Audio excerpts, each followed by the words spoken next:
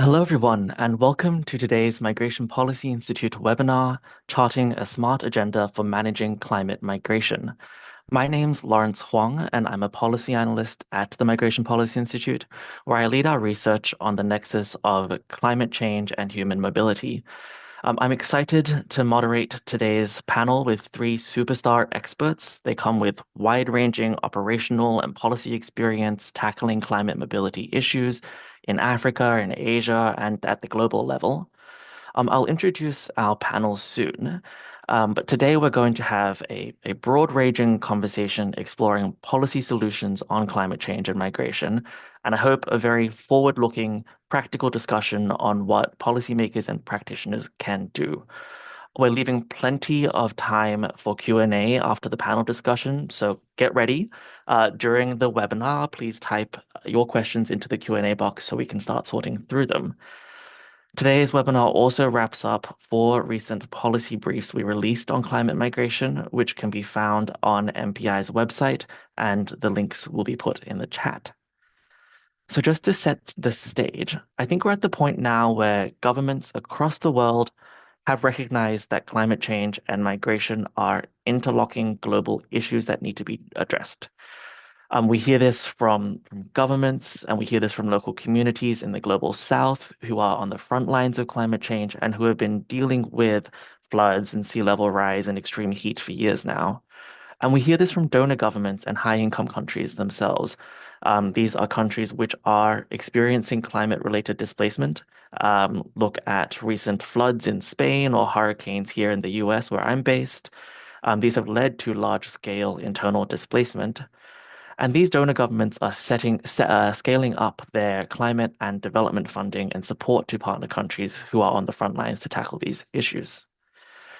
When we're talking about climate migration, we have very strong evidence that climate change plays an amplifying factor in how people decide to move and can be linked to increasing levels of migration and displacement within and across borders. Now, critically, most of the large-scale displacement situations that we can most directly tie to climate change, they've tended to stay within national borders and be temporary and short-term for now. But we know that the risks are there and that governments are trying to play a more proactive role in managing climate-related migration. So in some recent MPI research co-authored with my colleagues, Natalia Baniolescu-Bogdan, Kate Hooper, Camila Koz, and Sam Davidoff-Gore, we've looked at four policy questions surrounding this nexus of climate change and migration. So the first brief asks what we know about public opinion on climate and migration and the effectiveness of different climate migration narratives. So we looked at the evidence and the studies from across the world, which have been trying to assess how publics will react to climate migration. And this resulted in us questioning some of the prevailing wisdom around whether public opinion is going to be more sympathetic to climate migrants vis-a-vis other types of migrants. And we hope that this brief helps policymakers and the media and activists to advise key stakeholders and around how they can calibrate their messaging on climate and migration. The second brief looks at the role of migrants in the green transition and as we decarbonize economies towards net zero emissions. And we look at how can we build and leverage migrants' skills and human capital to meet needs in the green economy and foster innovation in clean energy. We assess which of the many, many different labor mobility options can best support the aspirations of the migrant workers themselves while meeting industry gaps and not undercutting or alienating existing local workers. The third brief looks at creative alternatives for asylum and protection of people displaced by climate change. In most cases, these people won't have access to refugee protection. And in an era of increasing migration restrictions, we need to be looking at how do you support regular pathways to enable people to move safely, even if they aren't called climate pathways. And the fourth is on harnessing development and climate finance to enable people to stay in place and to respond to climate mobility in the global south. So we took a look at what works in the global landscape on development financing, around making migration more of a choice. And especially, we explored how grassroots organizations and migrant-led NGOs can access finance to support their communities, and how donors can really make sure that their existing funding is getting to the local level and getting to the people who need it the most. So we invite you to take a look at this policy brief series. The link is in the chat, and you can find them on MPI's website. But for now, let's dive into our panel. So we have three speakers today. The first, Hind Aisawi Banani, is Regional Specialist for Migration, Environment, and Climate Change at the International Organization for Migration in West Africa and Central Africa. Based in Senegal, she comes with extensive experience collaborating with regional and local partners, advising policymakers, and developing concrete action and nature-based solutions that take into consideration human mobility and the environmental rights of host communities. The second, Dennis Mombau, is Director of Research and Knowledge Management at the Slykin Trust. He comes with close to a decade of experience in the private sector and in the development field, working on ecosystem-based adaptation, sustainable development, and climate migration, both in Sri Lanka, where he's based, and globally. And the third is Michelle Layton, an independent consultant, including working for the World Bank and a non-resident fellow for the Global Center for Climate Mobility, who was recently chief of the labor migration branch at the International Labour Organization. She has decades of experience providing technical assistance on improving protection and integration of migrant workers and refugees, improving tripartite labor standards, and she served for 7 years as an expert on the UNFCCC's Task Force on Displacement. So we'll do a couple rounds of questions to the panelists, and then we'll open up to questions from you. So as we go through, feel free to start dropping your questions in the Q&A function at the bottom of your screen. So I think the first question I'll pose to Hind, because you've been working in the field in West and Central Africa, really tackling these issues on the ground. So from your very sort of concrete perspective, what does it look like to implement programs to respond to climate mobility?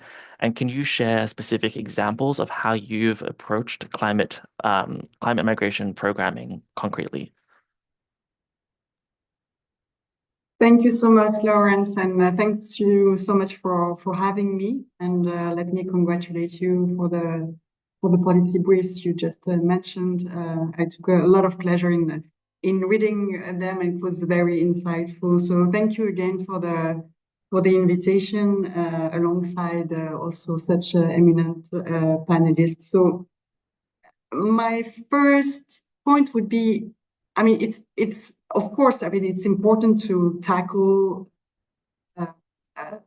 human mobility in the context of climate change, but we're talking about in a very global and conceptual terms, and the idea is also to understand what we are talking about. So context matters. So let me just, before presenting our approach and also the lessons learned, etc., just to set the scene. So I'm covering West and Central Africa. As you said, I'm based in Dakar, Senegal, and I'm covering a region including 23 countries with a lot of diversity, right, in terms of environmental events, but in terms of demographics, in terms of socioeconomic and political context. So the idea always, and what I would like also to say, it's not about a monolithic reality. It's also about taking into account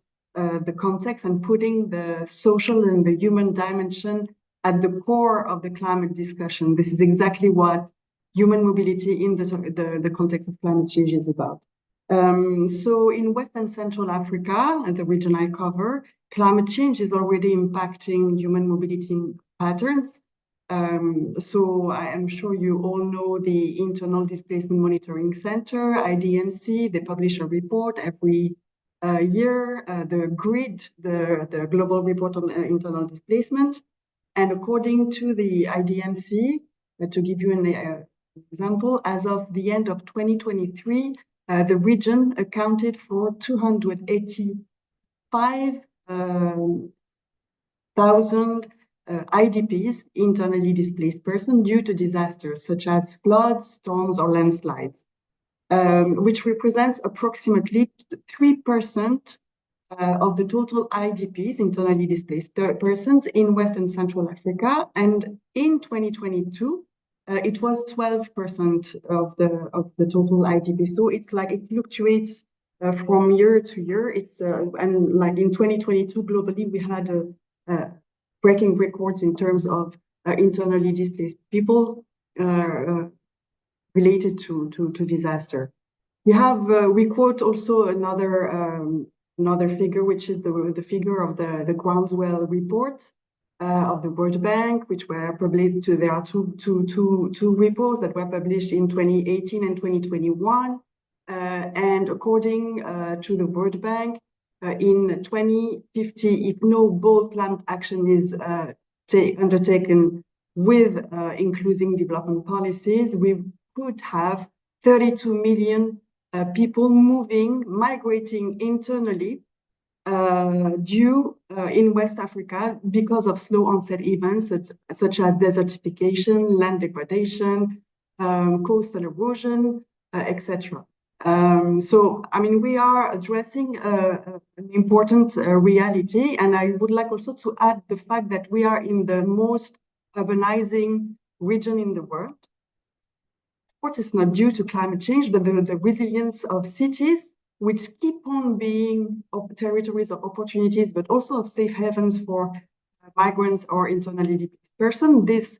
The climate security, the climate resilience of those very cities is also at stake. So local governments have to manage huge challenges in terms of integration of migrants, of protection of migrants, but also in terms of like climate change, in terms of resilience of climate change. We cannot talk in the region I cover, we cannot talk about climate mobility without talking about transhumance. We are in one of the most symbolic region of when it comes to pastoral mobility. And then also, we do also have the challenges regarding social cohesion and also, the impact of climate change on traditional mobility, which has always been used as an adaptation strategy to climate change. So we are in a very dynamic region in terms of migration, where migration has always been used as a strategy of adaptation. Where I gave the example of pastoralism, but we can also take the example of migration in agriculture, in fisheries, now in mining. So definitely, climate change interacts with all those dynamics, and it's very important to take this into account. So also maybe another trend is about immobility.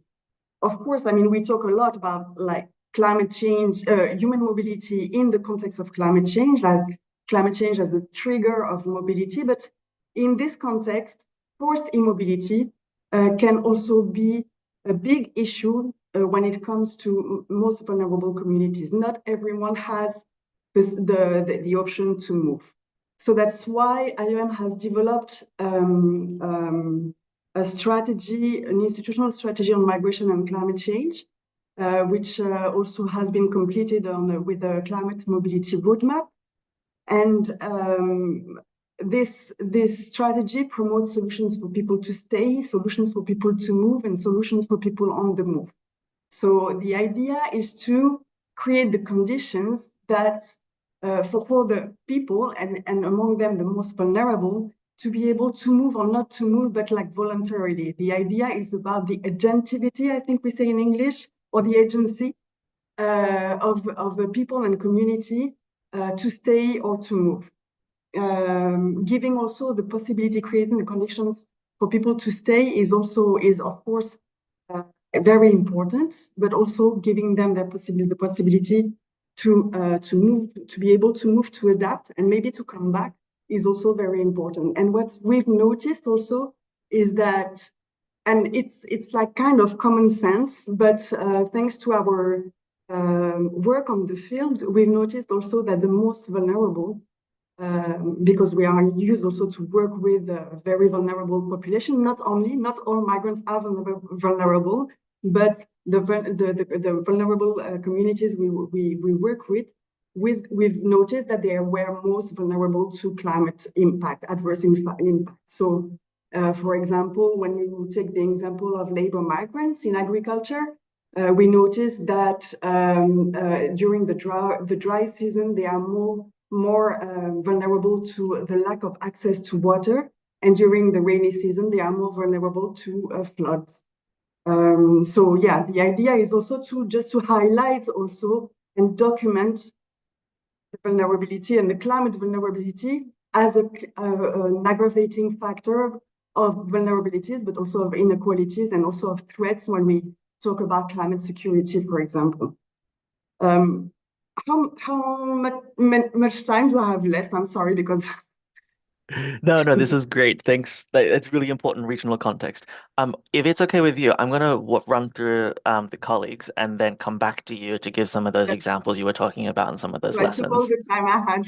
Thank No, you. but that's really important sort of on the ground context. And I appreciate your point that it's not just how climate change drives migration, but it's that climate change disproportionately affects those most vulnerable communities, those labor migrants you were talking about. And I really liked your line around putting the human dimension at the core of the climate discussion because Dennis, our colleague, really works on the climate discussion in the UNFCCC broadly and in the sort of climate policy field. And a lot of your work, Dennis, at Slykin looks at global climate policy. And we'd love to ask you about where you see the key entry points for migration within climate policy and what it looks like for migration to be integrated within international climate policy and funding. So over to you, Dennis. Yeah, thank you very much, and thank you for inviting me to this panel and giving me the opportunity to share some of our work here. And also thank you to him for like framing this and giving us like so we all know what we're talking about in ground reality terms also, and not just like the policy level. So that said, maybe I focus on the policy level for a bit. So I mean, under the UNFCCC, mainly the entry point for your mobility discussion has been under the loss and damage kind of work stream. There's a task force on displacement, and there's a lot of mobility-related work under the WIM, also in relation to non-economic losses. And that is something that has been gradually, I think, increased in terms of also awareness. And I think now there's also the realization that there are other areas where it's also important to look at your mobility. So not just under loss and damage, where it certainly has a role to play, but also, for example, under adaptation, because now countries are in some cases also looking at mobility as adaptation strategies, or at least as part of adaptation strategy. And we did some analysis of the national documents under the UNFCCC that are being submitted. So, for example, in the second round of nationally determined contributions, the NDCs that were submitted in 2020, 2021, there are about 40% of countries that have some reference to human mobility, which is a lot more than in the first round, where it's only about 20%. And now, next February, the deadline is there for the third round of NDCs. So we'll see if there's a further increase in this. But I think it kind of exemplifies that countries are aware that this is a challenge that is climate related that they are facing, and that it's a challenge that needs to be connected to also what's happening at the global policy level. That's why they're including it in their commitments to kind of the global policy process.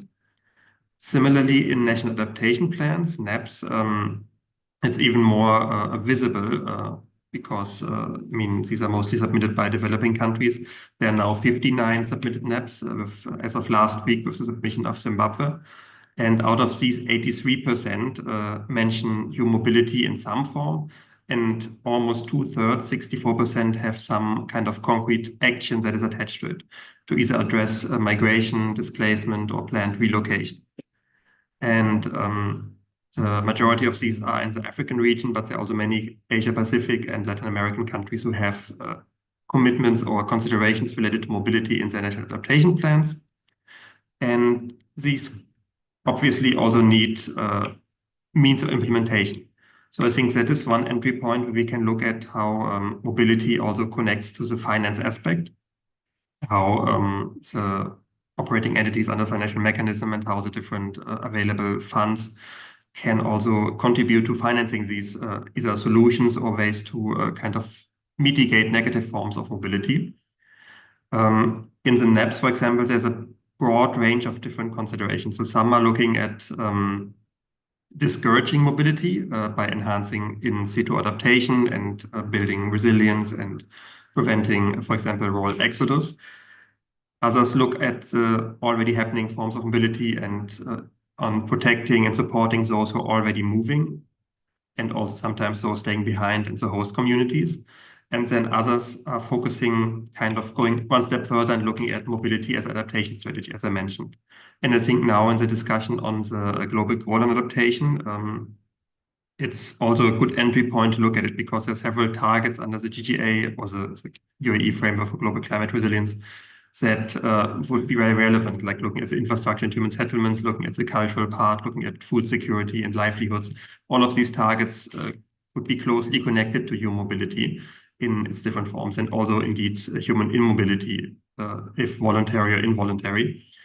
So making this connection, looking at the indicators, maybe having indicators under these targets that are relevant to this would be something that can be focused on in the discussion.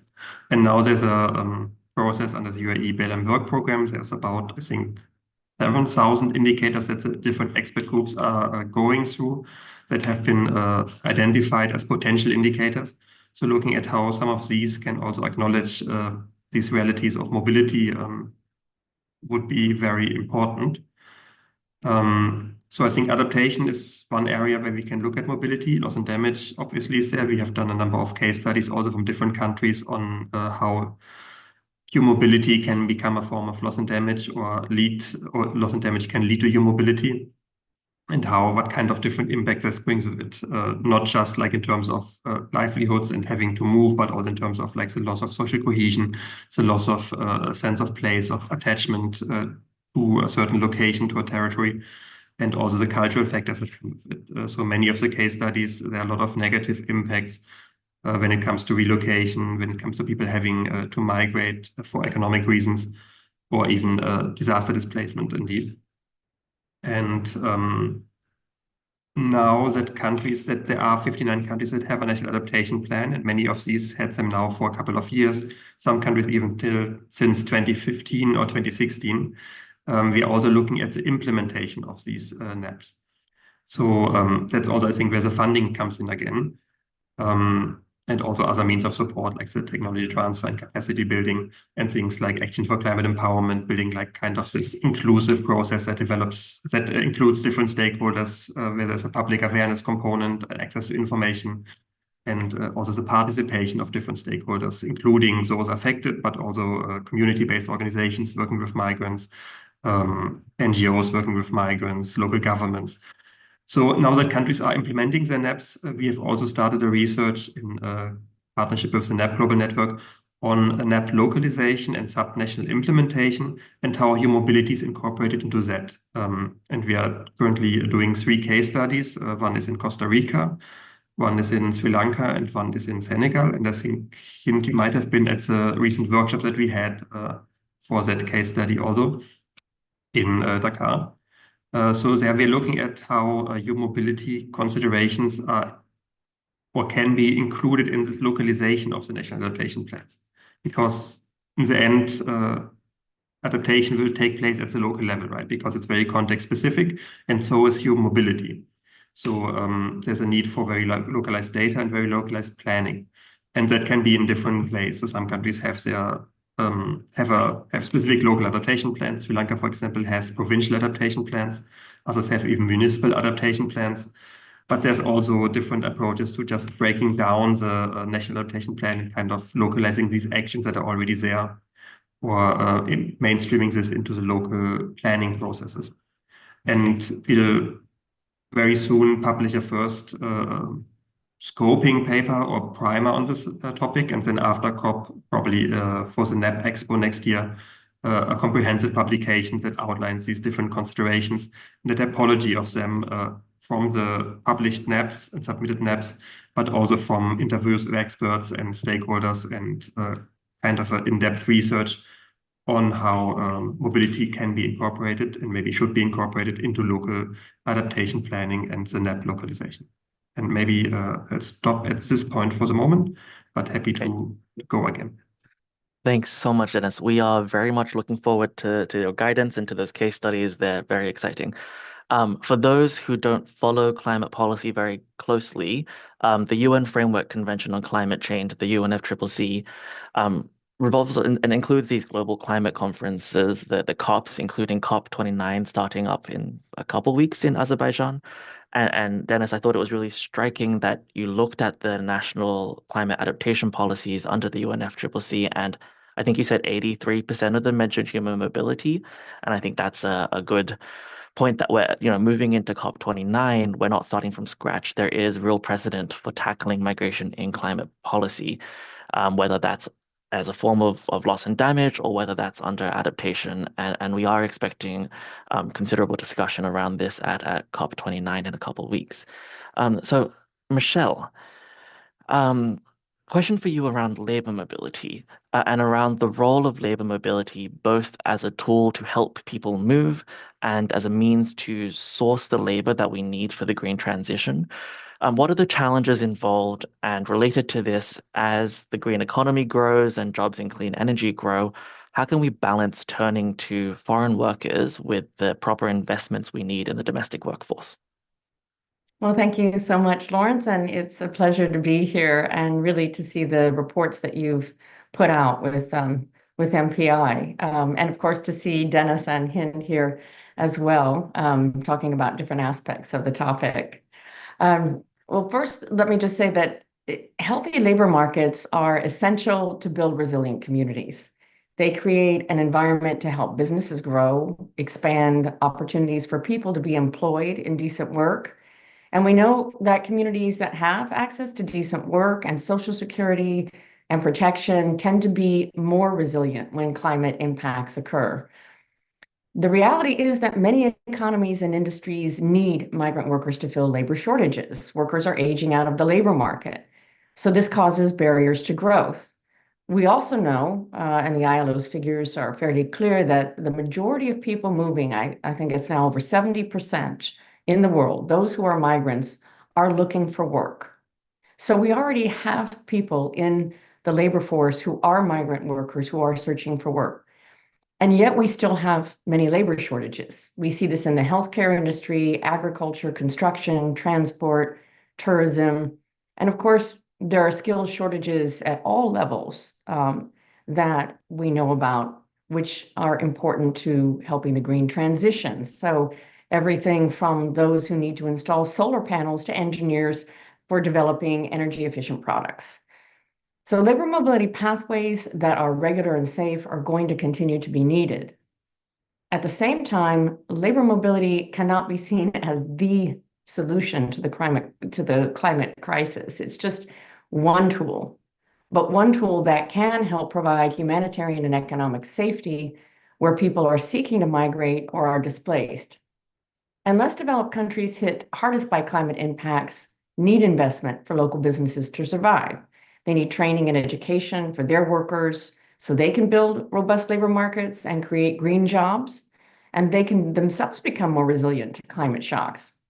But some of this training could come through direct development assistance, but others of it could come through accessing legal migration pathways. And we know that when people move and work, many gain skills that they can then take home and help their own communities. So I think on the positive side, if done well, labor mobility could help those displaced find livelihoods. It could fill labor shortages in destination countries, and also, if done well, not displace national workers, and migrants could gain skills that they bring home.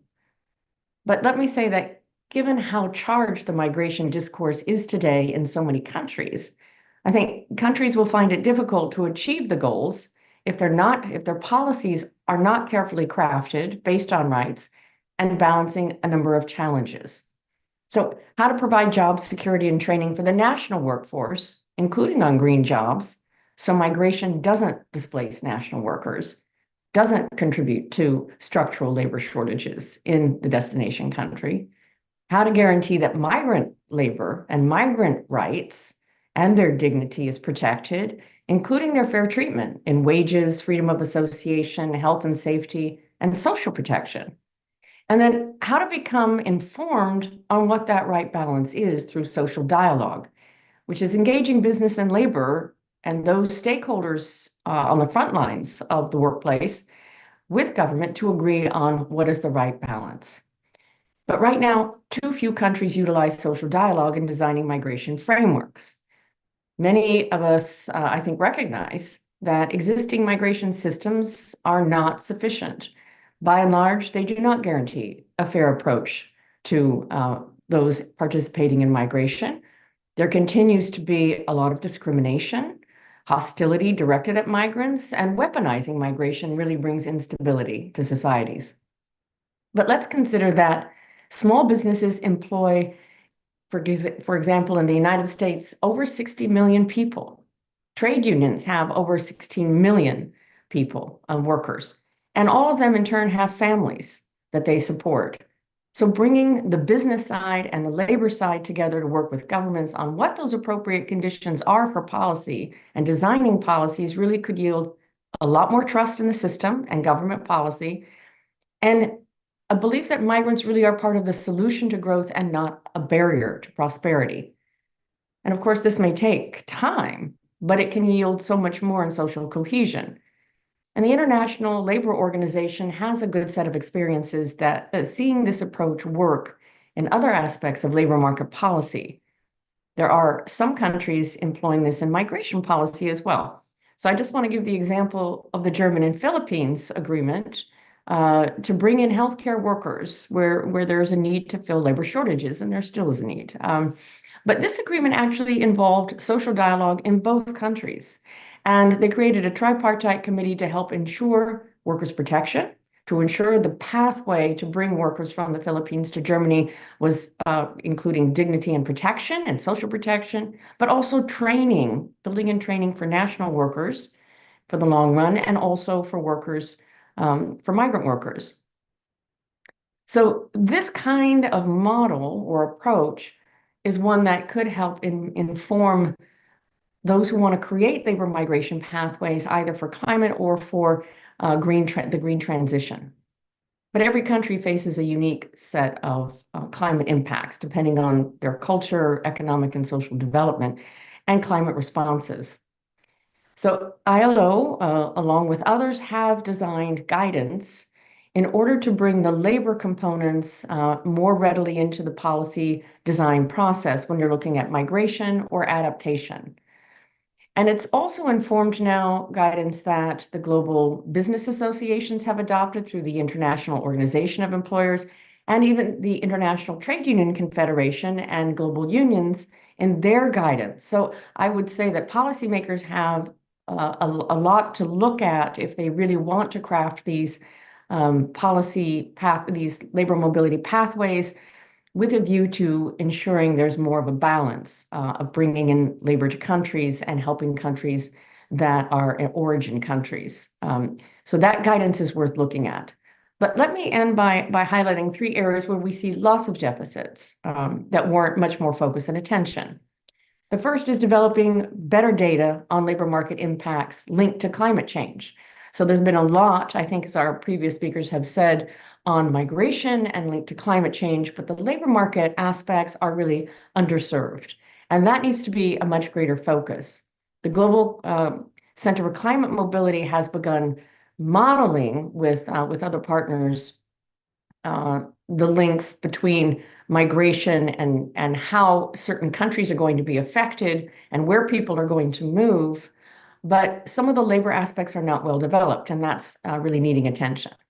The second area is fostering more constructive bilateral and regional dialogue and agreement on what these mobility frameworks should look like and how they might fill labor shortages and create more of a win-win, and what those kinds of agreements can do. Regional mobility is something that does play well in helping people move when there are impacts So that's something that countries in certain regions like the Eastern Caribbean have looked at, the Pacific, and so on.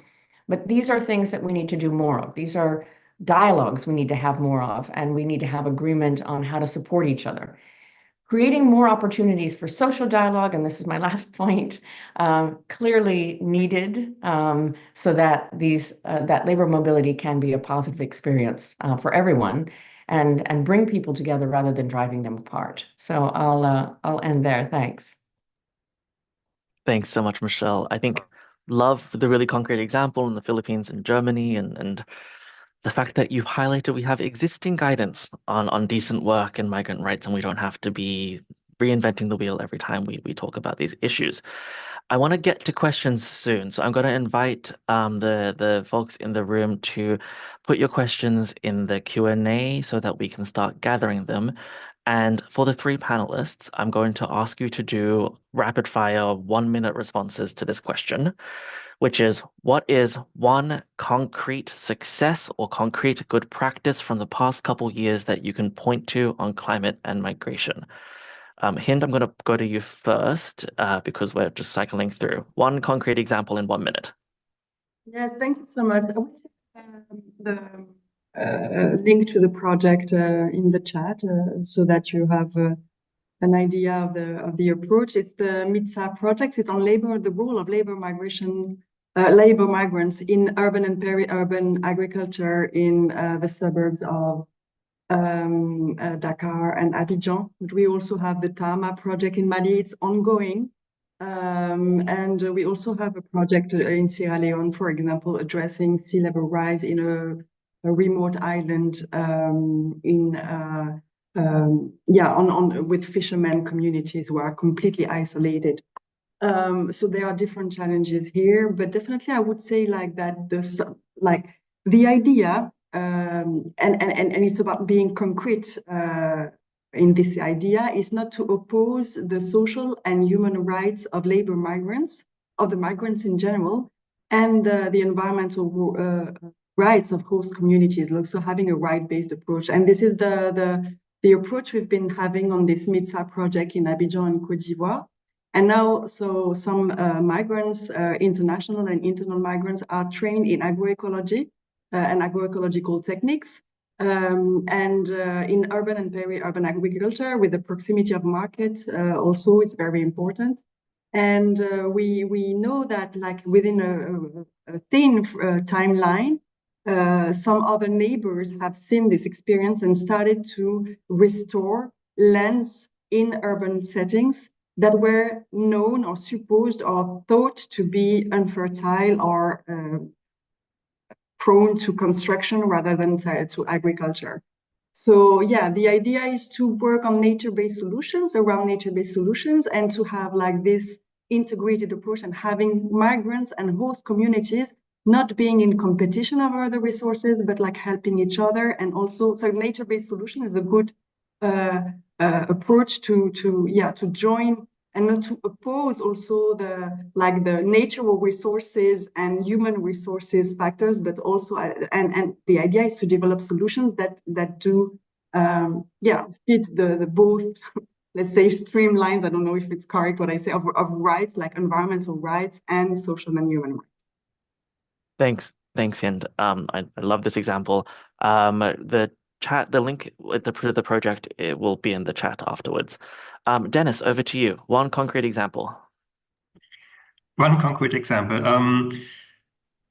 There's a lot of things happening. I think if I have to say really one thing, I think it would be that there's really like now a much greater awareness of the complexity of this climate mobility nexus, and not just among the climate stakeholders, but also on other stakeholders who are working on mobility related topics, from the migration side, the labor side, the disaster management side, that climate change is a key factor in this, and that there are many different ways in which it influences it. I think maybe going away from the policy level and looking a bit more towards the ground, I think in our work, what has really come out is also the need to support the agency of the migrants and those who are moving due to climate change.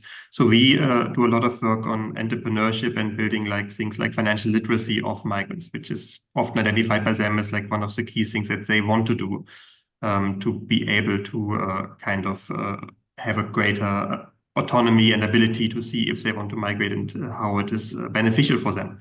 And I think that is a quite concrete example of how individual like migrant communities or even households can get support by giving them the tools to either set up a business or to manage their finances more effectively, and then also make more use if they're migrating out of the remittances that they are sending back and out of the skills that they might acquire to set up a business afterwards when they're coming back, or to set up a business that prevents them from having to go somewhere, depending on their individual priorities and needs.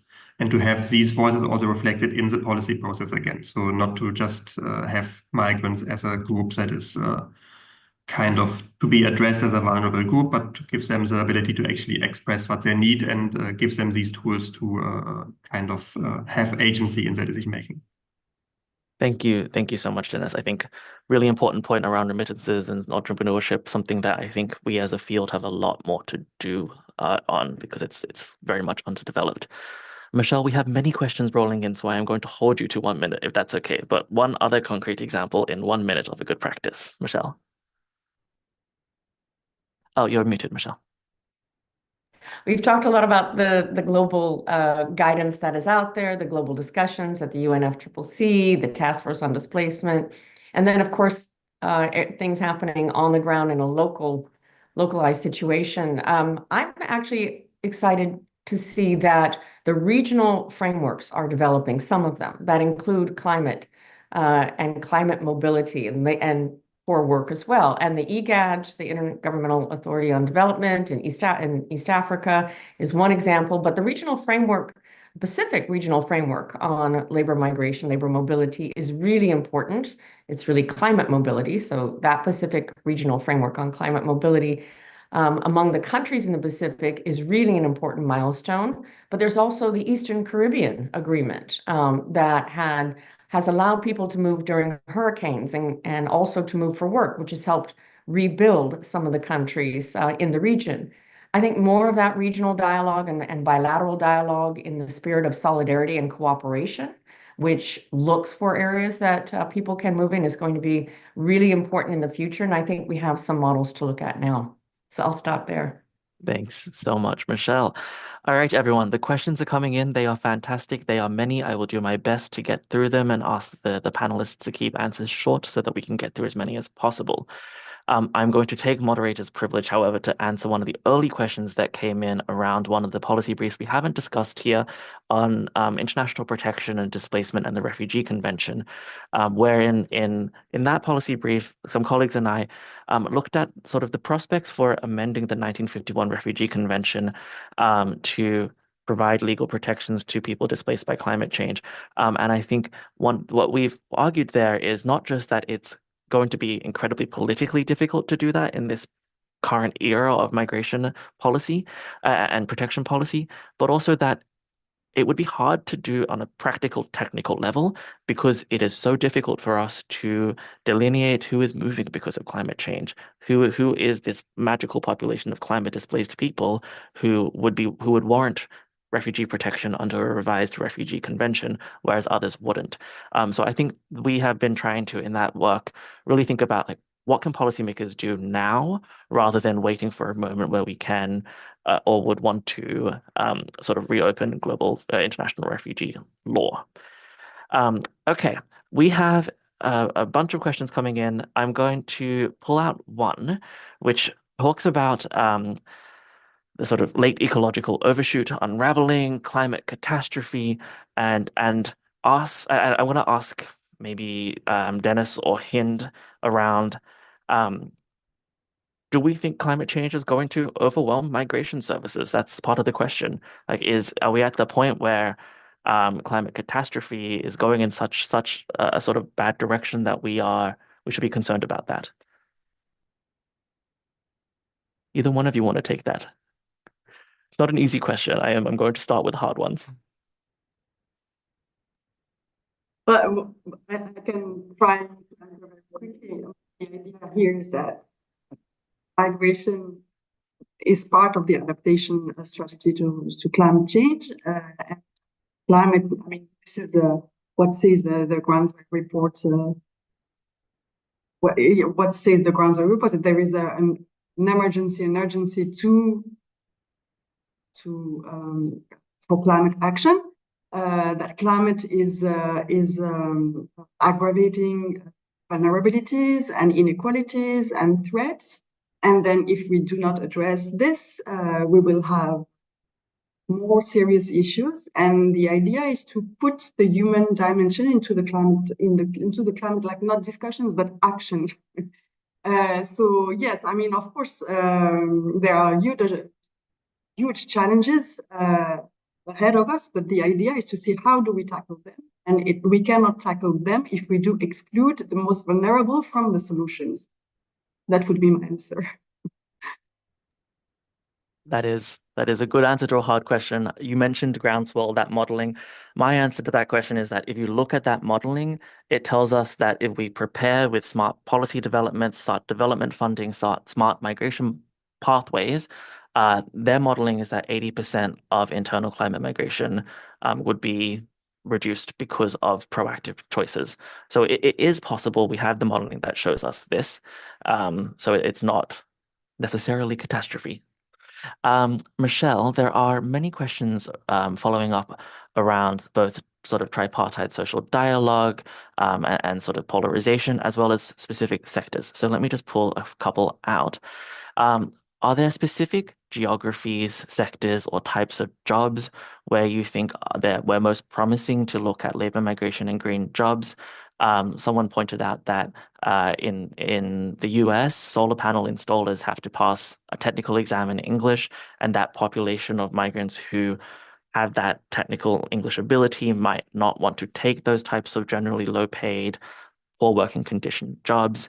And there's sort of related questions around how would we look at labor migration in this era of intense political polarization, and what's the role of social dialogue in doing so? Well, thanks so much. That's a lot of different aspects of it. But just on the green jobs issue, there's a need for jobs at all skills levels. So yes, some of the requirements require migrants to pass tests, or require anyone working in the field to pass tests for installation of solar panels if it's quite sophisticated. But there's a lot that goes on construction sites, readying places for transition to the green buildings or green landscapes that need assistance. And those skills don't have to be engineers or people who have to pass exams.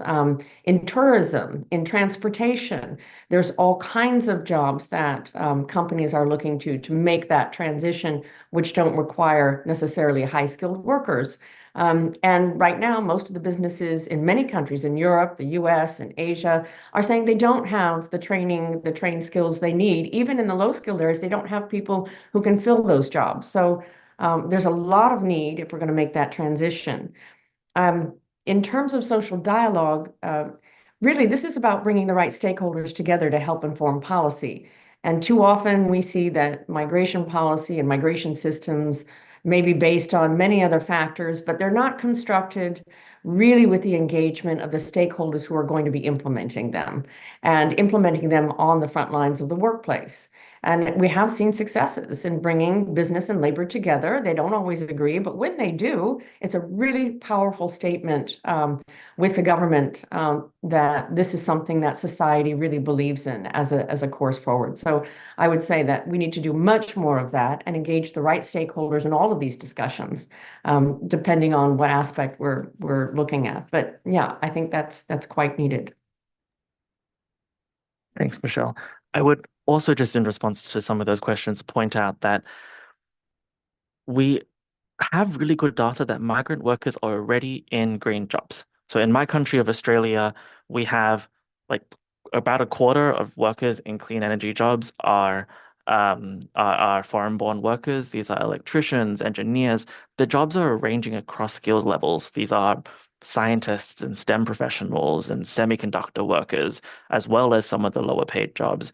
I think there's similar data in Canada that shows this.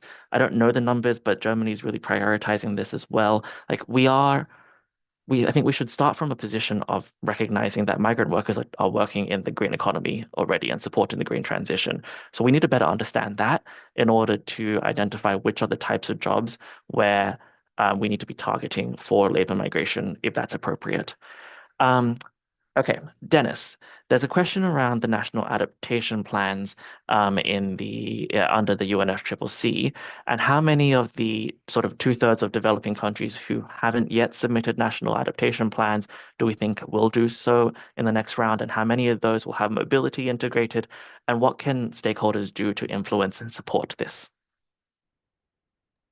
Yeah, thank you. That's a great question. And I mean, obviously, I can't predict the future for sure, but there are many countries at the moment who are working on their national adaptation plans, and many who have received NAP readiness funding as well, who have not yet submitted their NAP. There are also some countries who already have more or less a NAP or a NAP-like framework who have not submitted it to the UNFCCC or who are having an approach where they're starting with sectoral plans. For example, Ghana is a country that's quite ahead in the NAP process, but has not submitted a NAP yet. Except a sectoral NAP. And I think there will be a great number of countries submitting their NAPs in the near future. I think the actual question following up on this is how many of these countries will be able to properly implement their NAP, and how will these countries be able to mobilize funding will they utilize their NAP to mobilize the necessary funding to actually implement the actions that are in the NAP?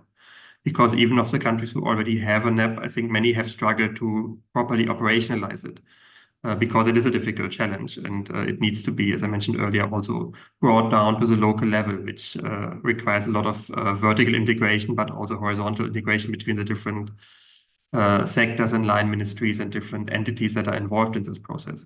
So I think now looking not just at the countries who are in the process of formulating the NAP, but also looking at those who have formulated one and are trying to implement it as part of this iterative process, also where they can update it, I think is something we need to address as a challenge. I think so now I think there are 155 non-annex countries or developing countries.